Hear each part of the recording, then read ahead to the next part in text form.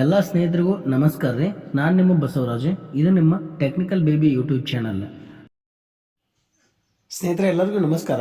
ಈ ವಿಡಿಯೋದಾಗ ಈಗಾಗಲೇ ನೀವು ಪಡ್ಕೊಂಡಿರ್ತಕ್ಕಂಥ ಜನನ ಮತ್ತು ಮರಣ ಪ್ರಮಾಣ ಪತ್ರಗಳು ಗಾಸಿಗೊಂಡಿರ್ತಾವ ಅಥವಾ ಕಳೆದು ಹೋಗಿರ್ತಾವ. ಅವನು ವಾಪಸ್ ಪಡ್ಕೋಬೇಕಂದ್ರೆ ನಾವು ಯಾವ ರೀತಿ ವಿಧಾನವನ್ನು ಪಾಲಿಸ್ಬೇಕಾಕತಿ, ಅವನು ಯಾವ ರೀತಿ ನಾವು ರೀಪ್ರಿಂಟ್ ತೊಗೋಬೋದು ಅನ್ನೋದನ್ನು ಈ ವಿಡಿಯೋದಾಗ ನೋಡೋಣ. ಈ ಜನನ ಮತ್ತು ಮರಣ ಪ್ರಮಾಣ ಪತ್ರಗಳನ್ನು ರೀಪ್ರಿಂಟ್ ತಗೋಬೇಕಂದ್ರೆ ನಿಮ್ಗೆ ಅದರಲ್ಲಿರ್ತಕ್ಕಂಥ ಇನ್ಫಾರ್ಮೇಷನ್ ಗೊತ್ತಿರಬೇಕು. ಅಂದ್ರೆ ಅದ್ರಾಗಿರೋ ಹೆಸರು ಮತ್ತು ಡೇಟಾ ಕನ್ಫರ್ಮ್ ಆಗಿ ಇದೇ ಥರ ಇದೆ ಅಂತ ನಿಮ್ಗೆ ಕರೆಕ್ಟಾಗಿ ಗೊತ್ತಿರಬೇಕು. ಇಲ್ಲ ಅಂದ್ರೆ ಆ ಸರ್ಟಿಫಿಕೇಟ್ ನಂಬರ್ ಗೊತ್ತಿರಬೇಕು. ಮೊಟ್ಟ ಮೊದಲು ಇದು ಡಿಜಿಟಲ್ ಸರ್ಟಿಫಿಕೇಟ್ ಆಗಿರಬೇಕು. ನೋಡ್ರಿ, ಈ ಸ್ಕ್ರೀನ್ ಒಳಗೆ ಕಾಣ್ತಾ ಇರೋ ವೆಬ್ಸೈಟನ್ನು ನಾನು ಡಿಸ್ಕ್ರಿಪ್ಷನಲ್ಲಿ ಕೊಟ್ಟಿರ್ತೀನಿ. ಅಲ್ಲಿಂದ ನೀವು ಡೈರೆಕ್ಟಾಗಿ ಈ ವೆಬ್ಸೈಟ್ಗೆ ಬಂದು ಸರ್ವಿಸನ್ನು ತೊಗೋಬೋದು.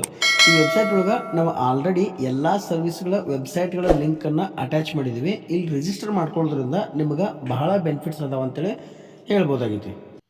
ಈ ವೆಬ್ಸೈಟ್ ಒಳಗೆ ರಿಜಿಸ್ಟರ್ ಮಾಡ್ಕೊಂಡು ಲಾಗಿನ್ ಮಾಡಿದ ತಕ್ಷಣ ನೀವು ಮೊದಲಿಗೆ ಡಿಜಿ ಸೂಪರ್ ಸರ್ವಿಸಸ್ ಅಂತೇಳಿ ಒಂದು ಆಪ್ಷನ್ ಐತಿ. ಇದ್ರ ಮೇಲೆ ಕ್ಲಿಕ್ ಮಾಡಿದ್ರಂದ್ರೆ ನಿಮ್ಗೆ ಒಂದಿಷ್ಟು ಸರ್ವಿಸ್ ಲಿಸ್ಟ್ ಓಪನ್ ಆಗ್ತಾವೆ.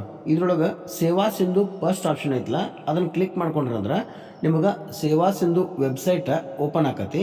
ಇಲ್ಲೇ ನೀವು ರಿಜಿಸ್ಟರ್ ಮಾಡ್ಕೋಬೇಕಾಕತಿ. ಮೊದಲಿಗೆ ರಿಜಿಸ್ಟರ್ ಮಾಡ್ಕೊಂಡಿಲ್ಲ ಅಂದ್ರೆ ಮಾತ್ರ. ರಿಜಿಸ್ಟರ್ ಮಾಡ್ಕೊಂಡಿದ್ರಿ ಅಂದ್ರೆ ನೀವು OTP ಮೂಲಕ ಅಥವಾ ಪಾಸ್ವರ್ಡ್ ಎಂಟ್ರಿ ಮಾಡೋದ್ರ ಮೂಲಕ ಲಾಗಿನ್ ಮಾಡ್ಕೋಬೋದು. ಲಾಗಿನ್ ಮಾಡ್ಕೊಂಡ ತಕ್ಷಣ ನಿಮಗೆ ಒಂದಿಷ್ಟು ಸರ್ವಿಸ್ ಲಿಸ್ಟ್ಗಳು ಓಪನ್ ಆಕಾವು. ಹೊಸ ಡ್ಯಾಶ್ಬೋರ್ಡ್ ಓಪನ್ ಆಕತಿ. ಇಲ್ಲಿ ರೈಟ್ ಸೈಡ್ ಕಾರ್ನರ್ದಾಗ ಒಂದು ಸರ್ಚ್ ಆಪ್ಷನ್ ಐತೆ. ಅದ್ರಾಗ ಬರ್ತ್ ಅಂತೇಳಿ ನೀವು ಟೈಪ್ ಮಾಡಿದ್ರಂದ್ರೆ ಬರ್ತ್ ಅಥವಾ ಡೆತ್ ಎರಡರೊಳಗೆ ಒಂದು ಟೈಪ್ ಮಾಡಿದ್ರಂದ್ರೆ ನಿಮಗೆ ಸರ್ಚ್ ಮಾಡ್ತಾ ಇರೋ ಸರ್ವಿಸ್ ಈ ಥರ ಓಪನ್ ಆಕತಿ.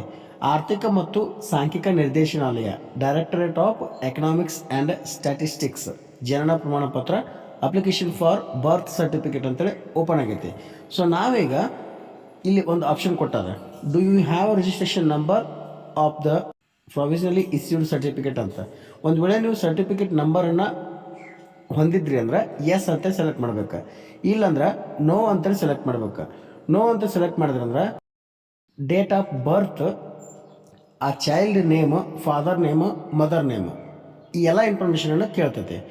ಒಂದು ಸ್ವಲ್ಪ ಮಿಸ್ಟೇಕ್ ಇರಲಾರ್ದಂಗೆ ಅದನ್ನು ಎಂಟ್ರಿ ಮಾಡಿದ್ರಂದ್ರೆ ನಿಮಗೆ ಸರ್ಟಿಫಿಕೇಟ್ ಇಲ್ಲಿ ಸಿಗ್ತೈತಿ. ಒಂದು ವೇಳೆ ನಿಮ್ಗೆ ಈ ಇನ್ಫಾರ್ಮೇಷನ್ ಗೊತ್ತಿಲ್ಲಪ್ಪ, ನಂಬರ್ ಅಷ್ಟೇ ಗೊತ್ತೈತಿ ಅಂದ್ರೆ ಎಸ್ ಅಂತ ಕ್ಲಿಕ್ ಮಾಡ್ಕೊಂಡು ಆ ರಿಜಿಸ್ಟರ್ಡ್ ನಂಬರನ್ನು ಇಲ್ಲಿ ಎಂಟ್ರಿ ಮಾಡಿದ್ರಂದ್ರೆ ಸರ್ಟಿಫಿಕೇಟ್ ನಿಮಗೆ ಶೋ ಆಗ್ತದೆ. ಇವಾಗ ನಿಮಗೆ ಸ್ಕ್ರೀನ್ ಒಳಗೆ ಕಾಣಕತ್ತಿರುವಂಗೆ ರಿಜಿಸ್ಟರ್ ನಂಬರನ್ನು ಎಂಟ್ರಿ ಮಾಡಕತ್ತೀವಿ. ಎಂಟ್ರಿ ಮಾಡಿ ಸರ್ಚ್ ಬಟನ್ನ ಕ್ಲಿಕ್ ಮಾಡಿದ್ವಿ ಅಂದ್ರೆ ಇಲ್ಲಿ ನೋಡಕತ್ತೀರಿ ಈ ರೀತಿಯಾಗಿ ಇನ್ಫಾರ್ಮೇಷನ್ ಶೋ ಆಗುತ್ತೆ. ಇವಾಗ ನಿಮಗೆ ಇಲ್ಲಿ ಶೋ ಆಗ್ತಾ ಇರೋ ಇನ್ಫಾರ್ಮೇಷನ್ ಮತ್ತು ನೀವು ಪ್ರಿಂಟ್ ಬೇಕಾಗಿರೋ ಹೆಸರು ಎರಡೂ ಒಂದೇ ಆಗಿತ್ತಪ್ಪ ಅಂದ್ರೆ ಲಾಸ್ಟಲ್ಲಿ select the correct record for print ಅಂತೇಳಿ ಒಂದು ಆಪ್ಷನ್ ಐತಿ. ಅದನ್ನು ರೈಟ್ ಮಾರ್ಕ್ ಮಾಡಿಕೊಂಡು ಕೆಳಗಡೆ ಕಾಣ್ತಾ ಇರೋ ಕ್ಯಾಪ್ಚಾವನ್ನು ಎಂಟರ್ ಮಾಡಿ ಸಬ್ಮಿಟನ್ನು ಕ್ಲಿಕ್ ಮಾಡ್ತೀರಿ. ನಂತರ ಇಲ್ಲಿ ಓಕೆ ಅಂತೇಳಿ ಸೆಲೆಕ್ಟ್ ಮಾಡ್ಕೋಬೇಕು. ಈ ರೀತಿ ಎಲ್ಲ ಇನ್ಫಾರ್ಮೇಷನ್ ಒಂದು ಸರಿ ಪ್ರಿವ್ಯೂ ಆಗುತ್ತೆ. ನಂತರ ಮೇಕ್ ಪೇಮೆಂಟ್ ಮೇಲೆ ಕ್ಲಿಕ್ ಮಾಡ್ತೀವಿ. ಮೇಕ್ ಪೇಮೆಂಟ್ ಮೇಲೆ ಕ್ಲಿಕ್ ಮಾಡಿದ್ವಿ ಅಂದ್ರೆ ಈ ರೀತಿಯಾಗಿ ಅದಕ್ಕೆ ಸಂಬಂಧಪಟ್ಟಿರೋ ಸೇವಾ ಶುಲ್ಕವನ್ನು ನಾವು ಪಾವತಿ ಮಾಡಬೇಕು. ಪಾವತಿ ಮಾಡಿದ ಮೇಲೆ ಇದು ಒಂದು ರೆಸಿಪ್ಟನ್ನು ಜನರೇಟ್ ಆಗುತ್ತೆ. ಆ ರೆಸಿಪ್ಟ್ ಜನರೇಟ್ ಆದಮೇಲೆ ಒಂದು 5 ನಿಮಿಷ ವೇಟ್ ಮಾಡಬೇಕಾಗ್ತದೆ. ಯಾಕಂದ್ರೆ ಇದು ಡಿಜಿಟಲಿ ರೂಪದೊಳಗೆ ಎಲ್ಲ ಪ್ರೊಸೆಸನ್ನು ಕಂಪ್ಲೀಟ್ ಮಾಡ್ಕೊಂಡ್ರೆ ನಿಮಗೆ ಡೆಲಿವರಿ ಸಿಗ್ತೈತಿ. ಸೊ ಹಾಗಾಗಿ ಈ 5 ನಿಮಿಷದೊಳಗೆ ಆ ಸರ್ವಿಸ್ ಸಂಬಂಧಪಟ್ಟಿರೋ ಕೇಸ್ ವರ್ಕರ್ ಕಡೆ ಮೂವ್ ಆಗುತ್ತೆ. ಅಲ್ಲಿಂದ ಅವ್ರ ಕಡೆ ಅಪ್ರೂವಲ್ ತೊಗೊಂಡ್ಮೇಲೆ ನಿಮಗೆ ಇಲ್ಲೇ ಡೆಲಿವರಿ ಸಿಗ್ತದೆ. ಈಗ ನೋಡಕತ್ತೀರಿ ಈ ಪೇಮೆಂಟ್ ರಿವ್ಯಾಲಿಡೇಟ್ ಆಪ್ಷನ್ ಒಳಗೆ ಈಗ ನಾವು ಸಲ್ಲಿಸಿರೋ ಅರ್ಜಿ ಬಂದ ರೆಕಾರ್ಡ್ ಆಗೈತಿ. ಸೊ ಈಗ ನಾವು ಇದಕ್ಕೆ ಸಂಬಂಧಪಟ್ಟಿರೋ ರಸೀತಿಯನ್ನು ಜನರೇಟ್ ಮಾಡ್ಕೊಳ್ಳೋಣ. ಜನರೇಟ್ ಮಾಡ್ಕೊಂಡ್ಮೇಲೆ ಅಲ್ಲಿ ಆ ರೆಸಿಪ್ಟಿಗೆ ಬಂದಿರೋ ರೆಫರೆನ್ಸ್ ನಂಬರನ್ನು ಕಾಪಿ ಮಾಡ್ಕೋಬೇಕು. ಯಾಕಂದರೆ ಆ ಕಾಪಿ ಮಾಡ್ಕೊಂಡಿರೋ ರೆಫರೆನ್ಸ್ ನಂಬರ್ನಿಂದನೇ ನಮಗೆ ಈ ಸರ್ಟಿಫಿಕೇಟ್ ಡೆಲಿವರಿ ಸಿಗ್ತೈತಿ. ಇಲ್ಲಿ ನೋಡಕತ್ತೀವಿ ಈಗ ನಾವು ಸಲ್ಲಿಸಿರೋ ಅರ್ಜಿ ಅಂಡರ್ ಪ್ರೊಸೆಸ್ ಒಳಗೆ ಐತಿ. ಸೊ ಈಗ ನಾವು ಅರ್ಜಿ ಸಲ್ಲಿಸಿರೋದ್ರಿಂದ 5 ನಿಮಿಷ ವೇಟ್ ಮಾಡಬೇಕು. 5 ನಿಮಿಷ ವೇಟ್ ಮಾಡಿದ ನಂತರ ಈ ಅರ್ಜಿಯನ್ನು ಪ್ರೊಸೆಸ್ ಸ್ಟೇಟಸ್ ಚೆಕ್ ಮಾಡಿ ಡೆಲಿವರಿ ಬಂದಿತ್ತಪ್ಪ ಅಂದರೆ ಅದನ್ನು ಪ್ರಿಂಟ್ಔಟ್ ತೊಗೋಬೇಕು. ಈಗ ನಾವು ಅರ್ಜಿ ಸಲ್ಲಿಸಿ 5 ನಿಮಿಷದ ಮೇಲೆ ಆಗೈತಿ. ಸೊ ಹಾಗಾಗಿ ನಾವೀಗ ಇದನ್ನು ಡೆಲಿವರ್ಡ್ ಆಗಿತ್ತೋ ಏನು ಆಗಿದ್ರೆ ಅದನ್ನು ಪ್ರಿಂಟ್ಔಟ್ ತೊಗೋಬೋದು ಅನ್ನೋದನ್ನು ನೋಡೋಣ. ಸೊ ಈಗ ಮೊದಲಿನಂಗೆ ವೆಬ್ಸೈಟ್ಗೆ ಎಂಟ್ರ್ ಆಗಿವೆ. ವೆಬ್ಸೈಟ್ಗೆ ಎಂಟ್ರಿ ಆಗಿ ನಂತರ ನಾವಿಲ್ಲಿ ಸೇವಾ ಸಿಂಧು ವೆಬ್ಸೈಟನ್ನು ಓಪನ್ ಮಾಡ್ಕೋತೀವಿ. ಇಲ್ಲೇ ಎಲ್ಲ ಇನ್ಫಾರ್ಮೇಷನನ್ನು ಫಿಲ್ ಮಾಡಿ ಲಾಗಿನ್ ಮಾಡ್ಕೋತೀವಿ. ಲಾಗಿನ್ ಮಾಡ್ಕೊಂಡ ನಂತರ ಸೇಮ್ ಪ್ರೊಸೆಸ್. ಇಲ್ಲಿ ಲಾಗಿನ್ ಮಾಡ್ಕೊಂಡ್ಮೇಲೆ ರೈಟ್ ಸೈಡಿಗೆ ನಿಮಗೆ ಸರ್ಚ್ ಬಾರ್ ಸಿಗ್ತೈತಿ. ಆ ಸರ್ಚ್ ಬಾರ್ ಒಳಗೆ ಬರ್ತ್ ಅಂತೇಳಿ ಎಂಟ್ರಿ ಮಾಡೋ ಅವಶ್ಯಕತೆ ಇಲ್ಲ, ಯಾಕಂದ್ರೆ ನೀವೀಗ ಆಲ್ರೆಡಿ ಅರ್ಜಿಯನ್ನು ಸಲ್ಲಿಸಿರಿ. ಅರ್ಜಿ ಸಲ್ಲಿಸಿದ ಎಲ್ಲ ಡಾಕ್ಯುಮೆಂಟ್ಸ್ಗಳು ನಿಮಗೆ ವ್ಯೂ ಸಬ್ಮಿಟೆಡ್ ಆಲ್ ಅಪ್ಲಿಕೇಶನ್ಸ್ ಅಂತೇಳಿ ನಿಮಗೊಂದು ಆಪ್ಷನ್ ಸಿಗ್ತೈತಿ. ಇಲ್ಲಿ ನೀವು ಸಲ್ಲಿಸಿರೋ ರೆಫರೆನ್ಸ್ ನಂಬರನ್ನು ಡೈರೆಕ್ಟಾಗಿ ಎಂಟ್ರಿ ಮಾಡ್ಕೊಂಡು ಸರ್ಚ್ ಮಾಡ್ಬೋದು, ಅಥವಾ ನೀವು ಸಲ್ಲಿಸಿರೋ ಡೇಟನ್ನು ಎಂಟ್ರಿ ಮಾಡ್ಕೊಂಡು ಸರ್ಚ್ ಮಾಡ್ಬೋದು. ನೋಡಕತ್ತೀರಿ ಇಲ್ಲಿ ನಾವು ಹಾಕಿರೋ ಅರ್ಜಿ ಡಿಲಿವರಿ ಆಗೈತೆ.